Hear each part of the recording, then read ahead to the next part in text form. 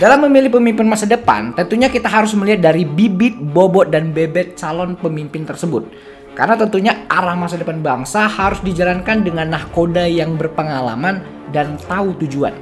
Jangan sampai pemimpin yang akan datang justru mempermundur kapal Indonesia ini atau bersandar di lokasi yang salah.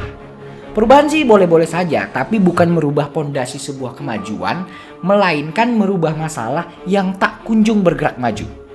Dalam hal ini kita akan membahas mengenai pemilu 2024. Politik kita tuh udah seperti sinetron, terlalu banyak drama, masalah perasaan, kesetiaan, strategi, dan perang dingin sampai ada yang nangis-nangis sesugukan. Awalnya saya pikir dia tuh kayak mau bersin, dan ternyata. Jadi pertanyaannya, siapakah pemimpin yang layak memimpin kita? Dalam video ini, saya akan memberikan referensi untuk kalian para pemilih untuk menentukan pilihan kalian sendiri. Saya akan menjabarkan tentang latar belakang, pengalaman, prestasi, dan kontroversi dari masing-masing calon presiden. Siapa tahu dengan video ini kalian menjadi tidak bimbang dalam menentukan pilihan. Atau mungkin bisa berpindah dukungan. Oke gas, tambah 2 torang gas. Disclaimer, segala sumber dan materi pada video ini saya dapatkan dari penjelajahan saya di beberapa situs di internet. Mungkin ada yang kurang atau berlebihan, kalian bisa komen di kolom komentar. Oke, kita mulai saja dengan melihat dari sisi latar belakang ketiga capres ini. Anies Baswedan, lahir pada tanggal 7 Mei 1969 di Kuningan, Jawa Barat. Berarti umurnya sekarang tuh sekitar 54 tahun. Anies merupakan tokoh berketurunan Arab sekaligus cucu dari Abdurrahman Baswedan, seorang jurnalis, diplomat, dan pejuang kemerdekaan Indonesia. Ayahnya, Rashid Baswedan, adalah mantan dosen Fakultas Ekonomi Universitas Islam Indonesia. Sedangkan ibunya, Aliyah Rashid, adalah guru besar Fakultas Ilmu Sosial dan Ekonomi Universitas Negeri Yogyakarta. Wow, dari silsilah keluarganya aja udah sangat jelas bahwa Pak Anies ini dari keluarga yang sangat berpendidikan. Anies sendiri menempuh pendidikan dasar di SD Negeri 1 Tegarejo dan menengah di SMP Negeri 1 Yogyakarta, di mana ia aktif dalam berbagai organisasi dan kegiatan ekstrakurikuler. Lalu, ia masuk ke SMA Negeri 2 Yogyakarta dan lulus pada tahun 1987 dengan predikat terbaik. Selanjutnya, ia melanjutkan pendidikannya di Universitas Gadjah Mada, di mana ia mengambil jurusan Ekonomi Pembangunan. Ia menjadi Ketua Umum Senat Mahasiswa UGM dan terlibat dalam gerakan reformasi tahun 1998. Salah satu aktivis juga dia di sini. Anies Baswedan mendapatkan beasiswa Fulbright untuk melanjutkan studinya di Amerika Serikat. Ia meraih gelar Master of Public Policy dari Universitas Maryland pada tahun 1997 dan gelar dokter dalam bidang ilmu politik dari Northern Illinois University pada tahun 2001. Disertasinya membahas tentang politik identitas di Indonesia. Jadi teringat pilkada tahun 2017. Seperti ada hubungannya mereka ini. Prabowo Subianto. Prabowo Subianto adalah seorang politisi, pengusaha, dan mantan perwira tinggi TNI Angkatan Darat yang lahir pada 17 Oktober 1951 di Jakarta.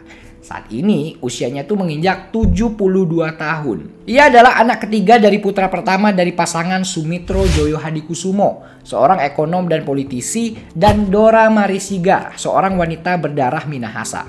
Ia juga merupakan cucu dari Margono Joyo Hadikusumo, seorang pendiri Bank Negara Indonesia, dan Ketua Dewan Pertimbangan Agung yang pertama. Wow, ngeri juga nih sisa keluarga Pak Prabowo nih. Kalau kata Pak Prabowo sih, ya dia memang dinasti, tapi dinasti yang cinta dan niat membangun negara Indonesia. Apa iya? Prabowo Subianto memiliki riwayat pendidikan yang cukup menarik dan beragam. Ia menghabiskan masa kecilnya di luar negeri, terutama di Malaysia, Swiss, dan Inggris. Ia menempuh pendidikan dasarnya di Sekolah Sumbangsi di Jakarta, The Dean School di Singapura, The Glenelg Junior School di Hong Kong. Lalu ia melanjutkan pendidikan menengahnya di Victoria Institution di Kuala Lumpur, Zurich International School di Swiss, dan The American School di London. Jadi Pak Prabowo ini tuh sudah terbiasa berhubungan dengan dunia internasional. Ia juga diketahui bisa berbahasa Inggris, Prancis, Jerman, dan Arab. Oke juga nih kalau ke forum internasional. Kaisar Bapak ternyata sangat ramah. Setelah berlalu lalang ke beberapa negara, akhirnya Pak Prabowo kembali ke Indonesia dan masuk ke Akademi Militer Nasional di Magelang pada tahun 1970 dan lulus pada tahun 1974 dengan pangkat Letnan II. Setelah lulus dari Akademi Militer Nasional, Prabowo Subianto melanjutkan pendidikannya di Sekolah Staf dan Komando TNI Angkatan Darat, Seskoat, yang merupakan lembaga pendidikan pengembangan umum tertinggi di lingkungan TNI Angkatan Darat. Ganjar Pranowo. Ganjar Pranowo lahir pada 28 Oktober 1968 di Karanganyar, Jawa Tengah dari pasangan Pramuji Pramudiwiryo dan Sri Suparni. Ia adalah anak kelima dari 6 bersaudara. Nama asli Ganjar Pranowo adalah Ganjar Sungkowo yang berarti ganjaran dari kesusahan dan kesedihan. Namun ketika memasuki sekolah dasar, nama Sungkowo diganti dengan Pranowo oleh orang tuanya karena rasa khawatir akan nasib anaknya jika menggunakan nama Sungkowo.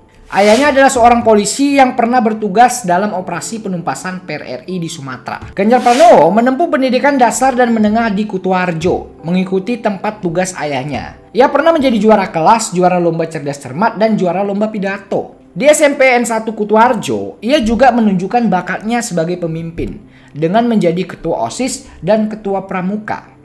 Ia aktif dalam kegiatan ekstrakurikuler seperti olahraga, seni, dan jurnalistik. Pak Ganjar pindah ke Yogyakarta untuk menempuh pendidikan menengah atas di SMA Bob Kris 1 Yogyakarta. Di sini, ia mengembangkan minatnya dalam bidang hukum dan politik dengan bergabung dengan Organisasi Gerakan Mahasiswa Nasional Indonesia, GMNI, dan ikut serta dalam demonstrasi mahasiswa. Ganjar lalu melanjutkan pendidikan tingginya di Fakultas Hukum Universitas Gadjah Mada. Di sini, ia mendalami ilmu hukum seperti konsentrasi hukum tata negara. Ia juga terlibat dalam berbagai kegiatan kemahasiswaan seperti menjadi ketua senat mahasiswa, ketua badan eksekutif mahasiswa, dan ketua himpunan mahasiswa hukum. Waduh, Pak Ganjar ini udah sering jadi ketua dia ini, terbiasa memimpin kayaknya dia ini. Ya kan? Pak Ganjar melanjutkan pendidikan pasca sarjananya di Fakultas Ilmu Sosial dan Politik Universitas Indonesia, UI Jakarta. Anies Baswedan mengawali karir akademiknya sebagai dosen di Universitas Paramadina Jakarta pada tahun 1998. Di Universitas Paramadina, Anies mengajar mata kuliah tentang politik, ekonomi, dan keamanan internasional. Anies Baswedan tidak hanya menjadi dosen, tetapi juga menjadi pemimpin di Universitas Paramadina. Ia menjadi rektor universitas tersebut pada tahun 2007 hingga 2015. Anies Baswedan juga menjadi salah satu pengajar tamu di beberapa universitas ternama seperti Universitas Indonesia, Universitas Gadjah Mada, Universitas Islam Negeri Saiful Hidayatullah, dan Universitas Muhammadiyah Malang. Ia juga sering diundang sebagai pembicara dan narasumber di berbagai seminar, konferensi, forum nasional, dan internasional. Pak Anies tidak hanya peduli dengan dunia akademik, tetapi juga dengan dunia sosial. Ia adalah salah satu pendiri dan penggagas Gerakan Indonesia Mengajar, sebuah organisasi nirlaba yang mengirimkan lulusan perguruan tinggi terbaik untuk mengajar di daerah-daerah terpencil selama 1 tahun. Gerakan ini bertujuan untuk meningkatkan kualitas pendidikan di Indonesia dan membentuk generasi muda yang peduli terhadap permasalahan bangsa. Anies Baswedan mengawali karir dunia politiknya pada tahun 2013. Ketika ia mengikuti konvensi calon presiden yang diselenggarakan oleh Partai Demokrat. Namun, ia gagal karena kalah suara dengan Dahlan Iskan yang menjadi calon yang diusungkan oleh Partai Demokrat pada waktu itu. Jadi masuk akal nih, dulu dikecewakan, sekarang mengecewakan partai. Pada tahun 2014, Anies memiliki kedekatan dengan Presiden Jokowi saat masih menjadi capres.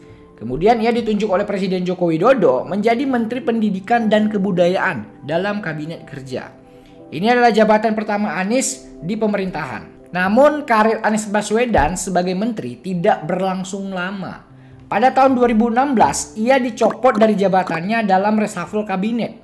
Banyak spekulasi dan rumor yang beredar tentang alasan pemecatan Anies Baswedan, seperti masalah kinerja, politik, dan konspirasi lainnya. Anies Baswedan sendiri mengatakan bahwa ia menerima keputusan presiden dengan lapang dada dan tidak menyesal menjadi menteri. Setelah tidak menjadi menteri, ia kemudian mencalonkan diri sebagai Gubernur DKI Jakarta pada tahun 2017, berpasangan dengan Sandiaga Uno. Mereka diusung oleh Partai Gerindra dan Partai Keadilan Sejahtera.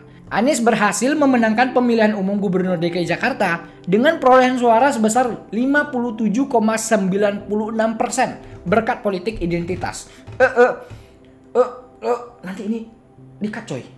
Prabowo Subianto. Setelah lulus dari Seskoad, 2 tahun setelahnya, beliau ditugaskan di Komando Pasukan Sandi Yuda, Kopasanda, hingga tahun 1985. Kopasanda adalah pasukan khusus yang bertugas melakukan operasi militer rahasia, anti-teror, dan pembebasan sandera. Prabowo Subianto terlibat dalam berbagai operasi militer, baik di dalam maupun di luar negeri. Seperti operasi Teratai, operasi Seroja, operasi Mapenduma, operasi penumpasan pemberontakan di Aceh dan Maluku, dan operasi lainnya. Operasi aja terus. Prabowo Subianto juga pernah menjadi ajudan Presiden Soeharto dan menikah dengan putrinya Siti Hediati Haryadi atau Titik Soeharto. Kalau masalah kesetiaan, aku sih salut sama Pak Prabowo. Walaupun mereka tuh akhirnya bercerai, tapi Pak Prabowo tuh tidak memilih untuk menikah lagi. Begitu juga Bu Titi. Prabowo Subianto mencapai puncak karir militernya saat diangkat menjadi Komandan Jenderal Kopassus pada tahun 1995 dengan pangkat Mayor Jenderal. Ia kemudian menjadi Panglima Kostrad pada tahun 1998 dengan pangkat Letnan Jenderal. Prabowo Subianto mendapatkan banyak penghargaan dan tanda jasa selama berkarir di militer. Ia juga berhasil memekarkan grup Kopassus dari 3 menjadi 5. Namun, karir militernya berakhir dengan tragis pada tahun 1998. Ia diberhentikan dari dinas militer karena dituduh terlibat dalam penculikan aktivis pro-demokrasi pada masa reformasi. Ia juga dituding sebagai dalang dari kerusuhan 13 hingga 15 Mei 1998 yang menewaskan ratusan orang terutama etnis Tionghoa. Prabowo membantah semua tuduhan tersebut dan mengklaim bahwa ia hanya menjalankan perintah dari atas. Perintah dari atas. Suar. Prabowo Subianto kemudian beralih ke dunia bisnis dan politik. Ia mendirikan perusahaan pertambangan dan perkebunan. Ia juga mendirikan Partai Gerakan Indonesia Raya, Gerindra, pada tahun 2008 bersama tokoh lainnya. Prabowo Subianto menjadi Ketua Umum Partai Gerindra sejak tahun 2008 hingga sekarang. Ia juga sempat berpasangan dengan Megawati dalam Pilpres tahun 2009 sebagai cawapres, namun kalah perolehan suara dengan Pak SBY. Kemudian setelah itu, ia kembali mencalonkan diri sebagai presiden pada tahun 2014 dan 2019. Melawan rival politiknya Pak Joko Widodo. Namun tetap ia kalah dalam pemilu tersebut. Sebenarnya Pak Prabowo ini tuh pantang menyerah atau terlalu ambisius. Namun setelah kalah dari Pak Jokowi tahun 2019, situasi politik itu semakin memanas pada waktu itu.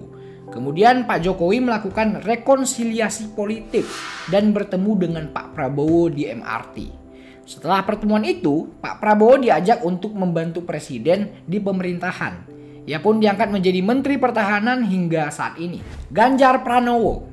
Setelah lulus dari Fakultas Hukum UGM pada tahun 1995, Ganjar Pranowo tidak langsung terjun ke dunia politik. Ia memilih untuk bekerja sebagai konsultan HRD di PT Prakarsa, sebuah perusahaan yang bergerak di bidang pengembangan sumber daya manusia. Ia menangani berbagai proyek pelatihan, penelitian, dan konsultasi untuk klien dari sektor publik dan swasta. Ganjar Pranowo juga pernah berkarir di PT Semeru Realindo Inti dan PT Prastawana Karya Samitra, dua perusahaan yang bergerak di bidang properti dan konstruksi. Ia bertanggung jawab atas manajemen proyek, pengawasan, dan pengembangan bisnis. Ganjar Pranowo memulai karir politiknya sebagai anggota DPR dari fraksi PDI Perjuangan selama 2 periode, yaitu tahun 2004 hingga 2009, 2009 hingga 2013. Di DPR, ia ditempatkan di Komisi 4 yang mengawasi bidang pertanian, perkebunan, kehutanan, kelautan, perikanan, dan pangan.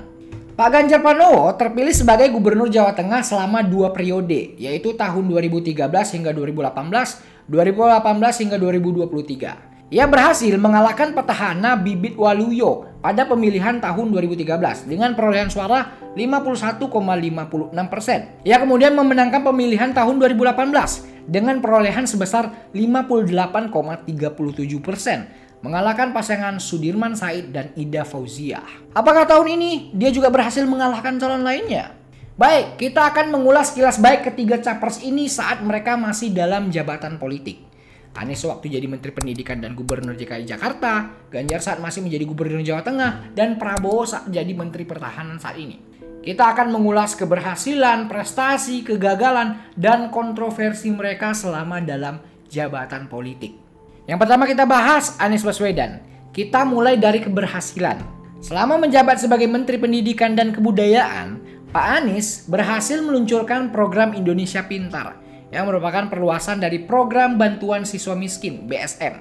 Program ini memberikan bantuan biaya pendidikan kepada 18,9 juta siswa dari tingkat SD hingga SMA SMK, serta mendistribusikan kartu Indonesia Pintar sebagai program dari Pak Jokowi. Anies Baswedan juga berhasil mengganti ujian nasional UN sebagai satu-satunya syarat kelulusan dengan ujian sekolah berstandar nasional USBN. Dengan begitu, kelulusan tidak lagi ditentukan oleh pusat, melainkan sekolah bersangkutan melalui perilaku, tugas-tugas, nilai rapor setiap semester, dan lainnya yang bersangkutan dengan akademik.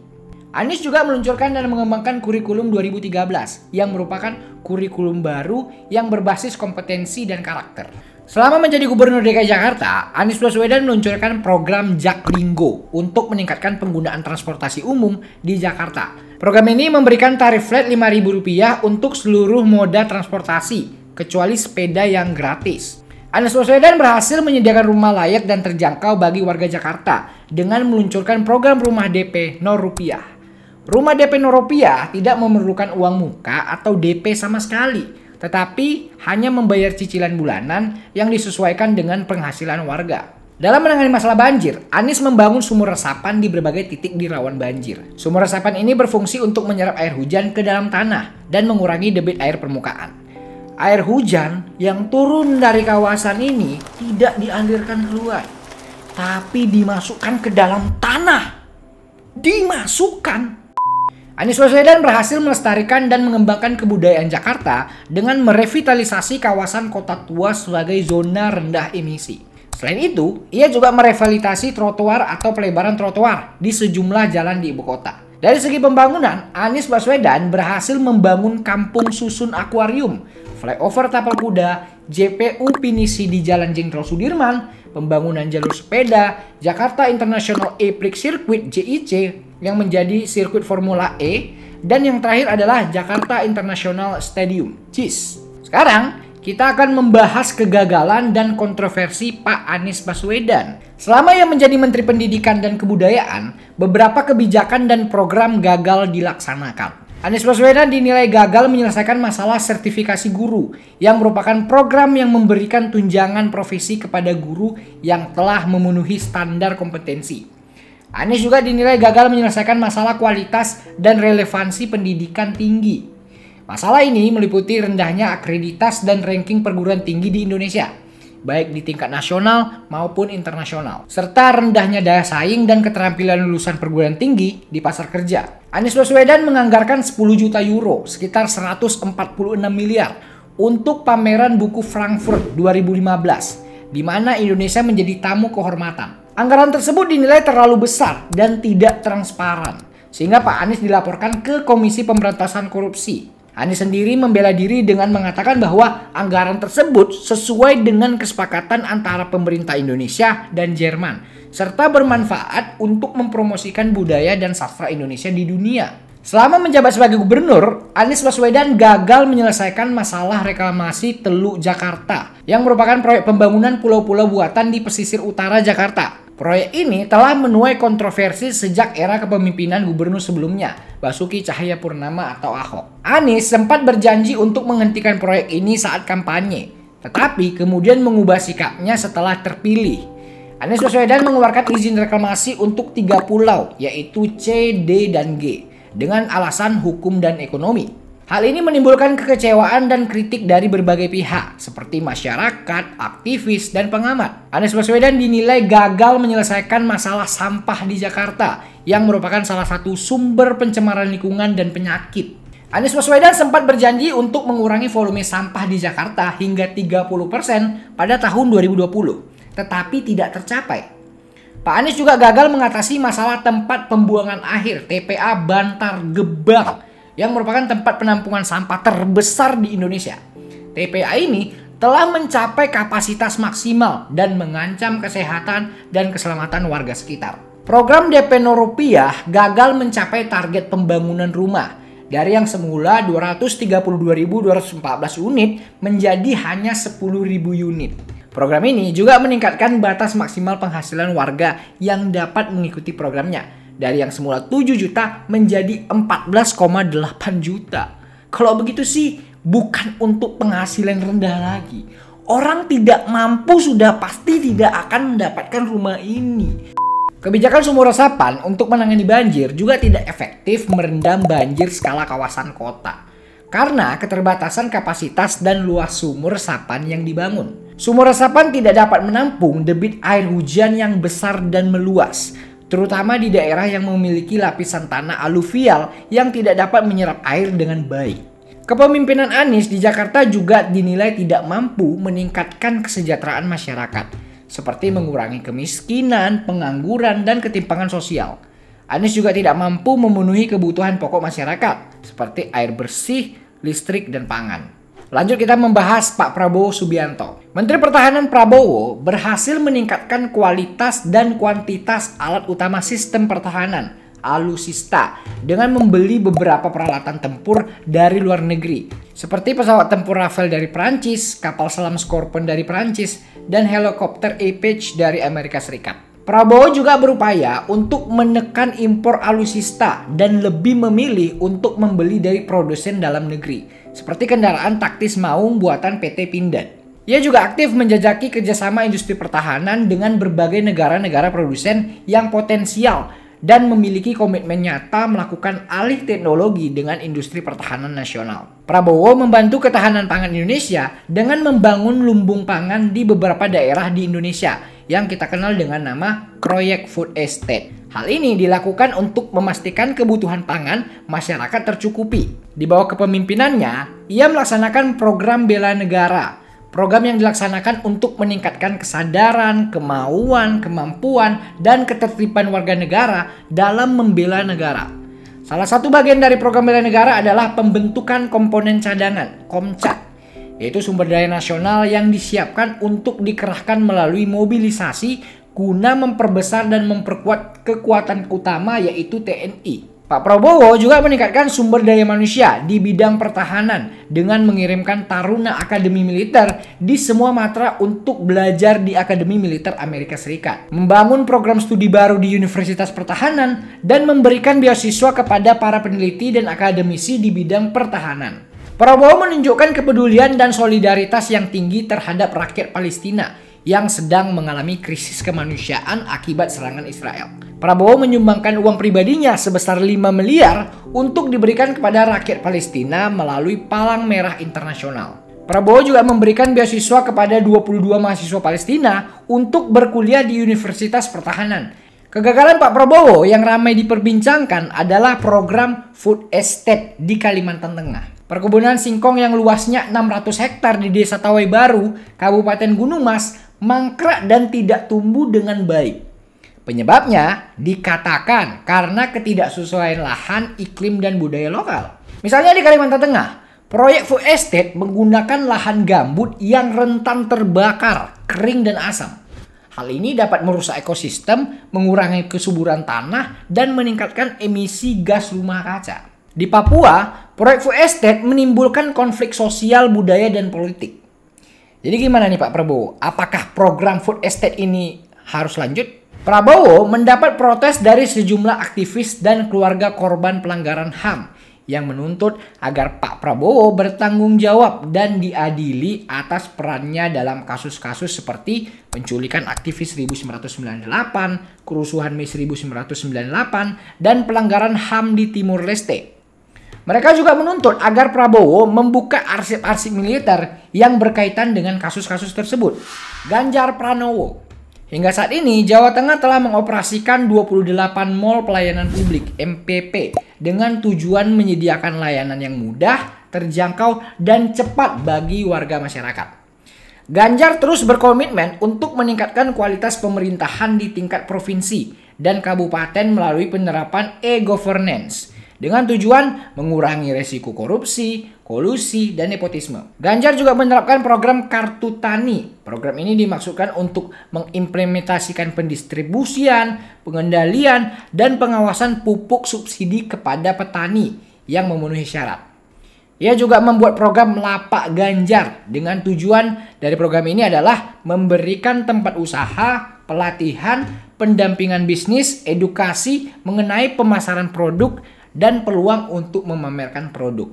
Ganjar Pranowo berhasil menekan angka stunting atau kekerdilan pada anak-anak di Jawa Tengah dengan meluncurkan berbagai program pencegahan dan penanganan stunting. Beberapa program tersebut adalah Jateng Ngayeng Nginceng Wong Mateng 5NG. Sorry kalau pronunciation-nya itu salah ya. Jo Kawin Bocah, One Student One Client, dan beras fortifikasi. Ganjar juga mendapat penghargaan Satya Lencana Wirakarya dari pemerintah pusat atas prestasinya dalam menangani stunting. Ganjar Pranowo juga mendorong kesetaraan gender dan pemberdayaan perempuan di Jawa Tengah dengan menginisiasi berbagai program yang mendukung hak dan kesejahteraan perempuan dan anak. Beberapa program tersebut adalah Sekolah Cerdas Perempuan Masa Kini atau Serat Kartini, pelatihan-pelatihan bagi perempuan rentan, dan pengembangan sektor perekonomian bagi perempuan. Pabulalon merupakan inisiatif yang diperkenalkan oleh Ganjar untuk mengedepankan kearifan lokal dan budaya Jawa. Saat ini sudah terdapat 818 desa wisata di Jawa Tengah, 120 kelompok seni tradisional, desa yang kembali aktif, dan terjadi peningkatan di sektor kerajinan dan kuliner. Baik, mari kita bahas tentang kegagalan dan sejumlah kontroversi Bapak Ganjar Pranowo selama menjadi pejabat politik. Ketika ia masih menjabat sebagai Wakil Ketua Komisi 2 DPR, ia disebut-sebut sebagai salah satu penerima uang sebesar $500.000 Amerika Serikat dari proyek EKTP berdasarkan kesaksian mantan Bendahara Umum Partai Demokrat M. Nazarudin di Pengadilan Tipikor. Ganjar membantah tuduhan tersebut dan mengklaim tidak pernah menerima uang apapun. Ia juga mengatakan siap menghadapi proses hukum jika ada bukti yang kuat. Ganjar Pranowo dinilai gagal mengembangkan potensi ekonomi Jawa Tengah dengan kinerja yang kurang memuaskan. Jawa Tengah masih kalah bersaing dengan provinsi tetangga seperti Jawa Timur, Jawa Barat, dan Yogyakarta dalam hal pertumbuhan ekonomi, investasi, dan pariwisata. Jawa Tengah juga masih memiliki angka kemiskinan dan pengangguran yang tinggi, serta angka indeks pembangunan manusia yang rendah. Kasus tambang Wadas. Ganjar Pranowo juga mendapat kritik dan protes dari masyarakat Desa Wadas, Kecamatan Bener, Kabupaten Purworejo, terkait rencana pembukaan tambang batuan andesit di wilayah mereka pada tahun 2018. Masyarakat menolak dan melakukan berbagai aksi protes, termasuk menggelar aksi jalan kaki dari Rembang ke Semarang dan menggugat ke Pengadilan Tata Usaha Negara PT UN. Hingga saat ini, kasus tambang Wadas belum terselesaikan secara tuntas. Kontroversi Ganjar Pranowo yang terakhir adalah ketika ia disebut sebagai salah satu alasan pembatalan Piala Dunia U20 oleh FIFA. Salah satu faktor yang diduga menjadi penyebab batalnya adalah penolakan Ganjar dan Gubernur Bali, Wayan Koster, terhadap kehadiran timnas Israel di Indonesia. Kedua gubernur tersebut menyatakan bahwa mereka tidak akan memberikan izin untuk timnas Israel bermain di provinsi mereka karena alasan politik dan solidaritas dengan Palestina. Hal ini dianggap melanggar prinsip netralitas dan non-diskriminasi FIFA. Itulah ulasan singkat tentang siapa yang layak memimpin Indonesia dari ketiga capres berdasarkan latar belakang, pengalaman, keberhasilan, prestasi, kegagalan, dan kontroversi.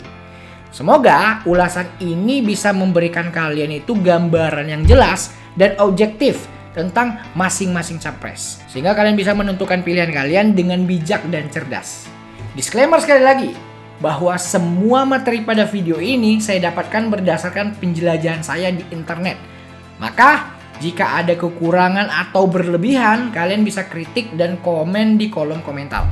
Siapapun yang terpilih nanti sebagai Presiden Indonesia, kita semua harus menghormati dan mendukungnya. Kita juga harus mengawasi dan mengkritisi kinerjanya apabila tidak berpihak kepada rakyat, agar ia bisa bekerja menjalankan amanah rakyat dengan baik dan benar. Oke, sampai di situ aja video kali ini. Apabila ada kesalahan penyebutan sepanjang video, mohon dimaafkan. Komen di bawah atau DM saya di Instagram, ada linknya di bawah. Kira-kira tentang apa lagi nih yang ingin kita bahas di video selanjutnya. Oke, saya Jendra, pamit dulu.